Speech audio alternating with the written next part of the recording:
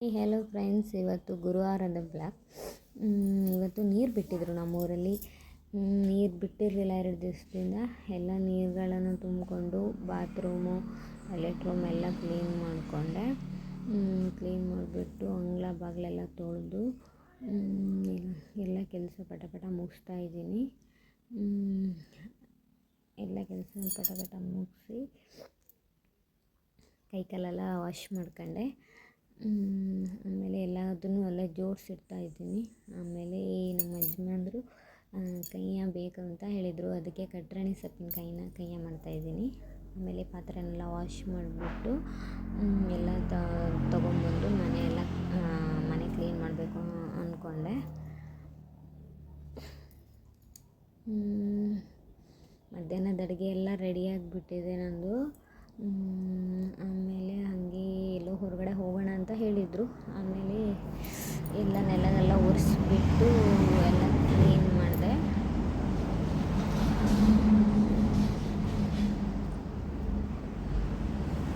ಎಲ್ಲ ಮನೆ ಕ್ಲೀನ್ ಮಾಡಾಯಿತು. ಆಮೇಲೆ ಪಾಪು ಹಠ ಮಾಡ್ತಾಯಿದ್ದು ಅಂತ ಮಲಗಿಸಿದೆ.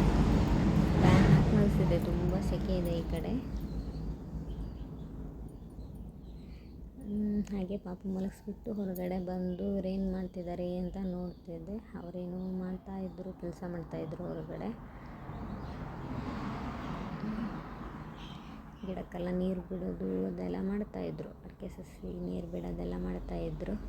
ಆಮೇಲೆ ನಾನು ಹಾಗೆ ಒಳಗಡೆ ಬಂದು ಬೆಡ್ಶೀಟ್ ಎಲ್ಲ ಜೋಡಿಸಿಟ್ಟು ಎಲ್ಲ ಸೇರಿಸ್ಕೊಂಡು ಕ್ಲೀನ್ ಮಾಡ್ತಾಯಿದ್ದೆ. ಆಮೇಲೆ ಕ್ಲೀನ್ ಮಾಡಿಕೊಂಡು ಎಲ್ಲ ಮನೆಯೆಲ್ಲ ಸ್ವಚ್ಛ ಮಾಡಿಕೊಂಡು ಆಮೇಲೆ ನಮ್ಮ ಮಾವ ನೆಲ್ಲಿಕಾಯಿ ತಂದಿಟ್ಟು ಹೋಗಿದ್ದರು ಮನೇಲಿ. ಅದನ್ನು ಏನಾದರೂ ಮಾಡಬೇಕು ಅಂದ್ಕೊಂಡು ಒಂದು ಪ್ಲೇಟಿಗೆ ಹಾಕಿದೆ. ಪ್ಲೇಟಿಗೆ ಹಾಕ್ಕೊಂಡು ಆಮೇಲೆ ಅದರಲ್ಲಿ ಕಸ ಕಡ್ಡಿ ಕಳೆಯಿದ್ವಿ, ಅದನ್ನು ಬೇರ್ಪಡಿಸಿ ಅದನ್ನು ಕ್ಲೀನಾಗಿ ತೊಳೆದು ಒಂದು ಡಬ್ಬಿಗೆ ಹಾಕಿದೆ. ಡಬ್ಬಿಗೆ ಹಾಕಿ ಅದಕ್ಕೆ ಸ್ವಲ್ಪ ಉಪ್ಪು ಸೇರಿಸಿದೆ. ಉಪ್ಪು ಸೇರಿಸಿ ಸ್ವಲ್ಪ ಮೇಲೆ ಇದು ಮಾಡಿ ಅಲ್ಲಾಡಿಸ್ಬಿಟ್ಟು ಅದನ್ನು ಟೈಟ್ ಮುಚ್ಚಳ ಹಾಕಿ ಒಂದು ಡಬ್ಬದಲ್ಲಿ ಇಟ್ಟಿದ್ದೆ. ನೆಲ್ಲಿಕಾಯಿ ಅಂದರೆ ಯಾರಿಗೆ ಇಷ್ಟ ಇರಲ್ಲ? ಆಲ್ಮೋಸ್ಟ್ ಹೆಣ್ಮಕ್ಳಿಗೆ ಎಲ್ಲರೂ ಇಷ್ಟ ಇರುತ್ತಲ್ವ.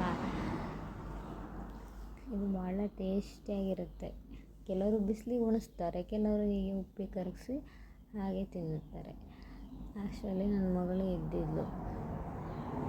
ಇಷ್ಟರಲ್ಲಿ ನಾನು ಕೆಲಸ ಮಾಡ್ತಾಯಿದ್ದೆ. ಅದಕ್ಕೆ ಇವ್ರು ಬಂದುಬಿಟ್ಟು ಮಗುನ ತಟ್ಟಿ ಅಲ್ಲೇ ಮಲಗಿಸಿದ್ರು, ಸ್ವಲ್ಪ ಹೊತ್ತು ಮಲ್ಕೊಳ್ಳಿ ಅಂದ್ಬಿಟ್ಟು. ಆಮೇಲೆ ಅಷ್ಟರಲ್ಲಿ ಅಜ್ಜಿ ಬಂದಿದ್ದರು. ಅಜ್ಜಿ ಇವರು ಮಾತಾಡ್ತಾಯಿದ್ರು ಕೂತ್ಕೊಂಡು ಮಾತಾಡ್ತಾಯಿದ್ರು. ನಾನು ಅಷ್ಟರಲ್ಲಿ ರಾಗಿ ಅಂಬಲಿ ಮಾಡಿದ್ದೆ. ರಾಗಿ ಅಂಬಲಿ ತಂದು ಕೊಟ್ಟೆ. ಅದನ್ನು ಇಬ್ಬರು ಅಜ್ಜಿಗೆ ಮತ್ತು ಇವರಿಗೆ ಕೊಟ್ಟಿದ್ದೆ. ಇವರು ಕುಡ್ಕೊಂಡು ಸೂಪರ್ ಅಂತ ಹೇಳಿದರು. ಆಮೇಲೆ ಅಷ್ಟರಲ್ಲಿ ನನ್ನ ಮಗಳು ಎದ್ಬಿಟ್ಟು ನಮ್ಮನ್ನು ಹುಡುಕ್ತಾಯಿದ್ಲು. ಆಮೇಲೆ ಹುಡ್ಕೊಂಡು ಅವ್ರ ಪಪ್ಪನ ಹತ್ರ ಹೋಗಿ ಕೂತ್ಕೊಂಡು ಏನೋ ಯೋಚನೆ ಮಾಡ್ತಾ ಇದ್ದಾಳೆ. ನಿದ್ರೆಗುಂಗಲ್ಲೇ ಇದ್ದಾಳೆ ಅವಳು. ಇನ್ನು ಸ್ಮೈಲ್, ಯಾರು ಮಾತಾಡಿಸಿದ್ರು ಸ್ಮೈಲ್ ಸಹ ಮಾಡ್ತಿರಲಿಲ್ಲ. ಹಾಗೆ ಪಪ್ಪನ ಜೊತೆ ಹೀಗೆ ತರಲೆ ಮಾಡ್ತಾ ಆಟ ಆಡ್ತಾ ಅಲ್ಲಿ ಓಡ್ತಾ ಏನೋ ಕಿತಾಪತಿ ಮಾಡ್ತಿದ್ದಾಳೆ. ಅಷ್ಟರಲ್ಲಿ ಇವ್ರು ಹೋಗಿ ಮೀನು ತೊಗೊಂಬಂದರು. ಮೀನನ್ನು ಎಲ್ಲ ಕ್ಲೀನ್ ಮಾಡಿ ತೊಳೆದು ಎತ್ತಿಬಿಟ್ಟು ತೊಳೆದು ಸಾರು ಮಾಡಿ ಊಟ ಮಾಡಿಕೊಂಡು ಆಮೇಲೆ ಸಂಜೆ ಟೈಮಲ್ಲಿ ಪಾರ್ಕಿಗೆ ಹೋದ್ವಿ. ಪಾರ್ಕಿಂದ ಬಂದಿದ್ದೆ, ನಾಯಿ ಸುಮ್ಮನೆ ಮಲ್ಕೊಂಡಿತ್ತು. ದೇವ್ರಿಗೂ ಪೂಜೆ ಮಾಡಿಬಿಟ್ಟು ದೇವರಿಗೆಲ್ಲ ದೇವ್ರ ಫೋಟೋಗಳನ್ನೆಲ್ಲ ಒರೆಸಿ ಹೂವು ಮುಡಿಸಿ ಪೂಜೆ ಮಾಡಿದ್ರು. ಪೂಜೆ ಮಾಡಿ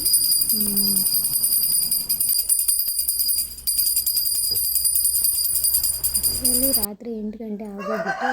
ಅಷ್ಟರ ಮೇಲೆ ನನ್ನ ಯಜಮಾನ್ರು ಚಿಕನ್ ತಿನ್ನಬೇಕು ಅನ್ನಿಸ್ತಿದೆ. ನಾನು ಚಿಕನ್ ತೊಗೊಂಬರ್ತೀನಿ ಅಂತ ಹೋಗಿ ಚಿಕನ್ ತಗೊಂಬರೋಕ್ಕೆ ಹೋಗಿದ್ರು. ನಾನು ಅಷ್ಟರಲ್ಲಿ ಎಲ್ಲ ಫ್ರೈ ಮಾಡ್ಕೊತಾ ಇದ್ದೆ.